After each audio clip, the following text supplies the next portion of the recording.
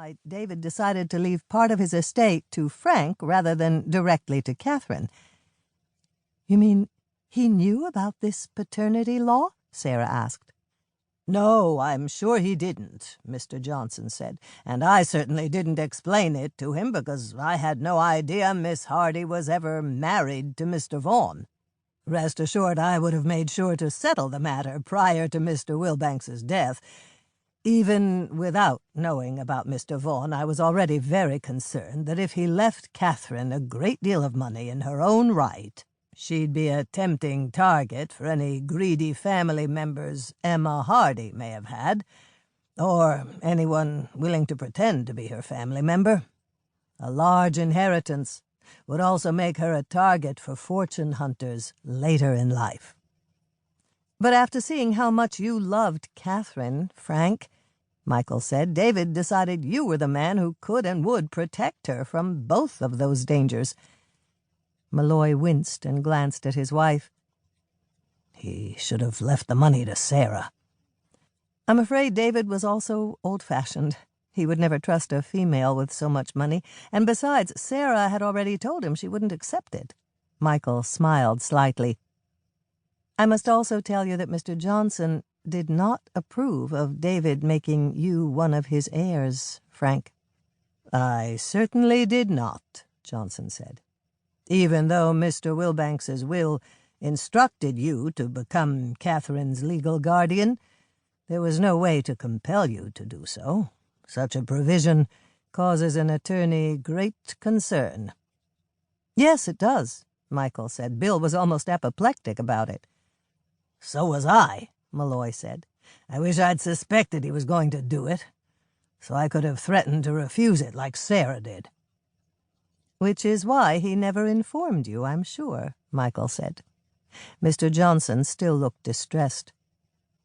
"You see, after you received your inheritance, you could have abandoned Catherine completely, and even now you have no obligation to share any of the money with her."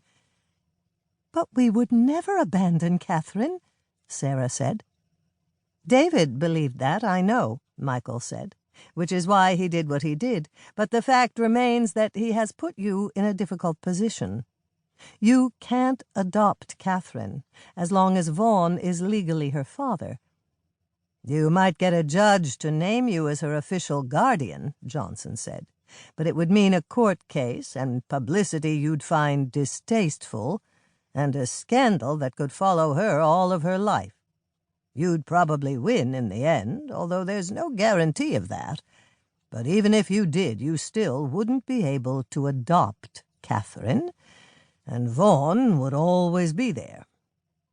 "You might never hear from him again, of course," Michael said, "but whenever there's money involved, people do tend to make nuisances of themselves. There's no telling what he might do, and after what happened before—" "You don't think he'd try to kidnap her?" Sarah asked in alarm, remembering the horror of her first encounter with Catherine's blood relatives.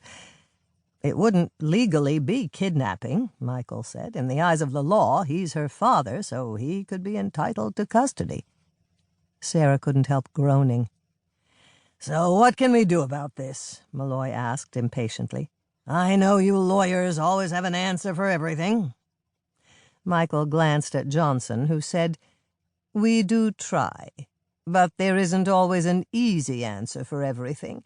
In this case, you would need for Vaughn to relinquish his parental rights. I could have the documents drawn up, and when he has signed them, you could then proceed with the adoption." "And Vaughn couldn't come back later to reclaim Catherine?" Sarah asked. "No, he couldn't." "I wonder how much he'll want in exchange for his signature," Malloy said. That's another thing we need to discuss," Michael said uneasily.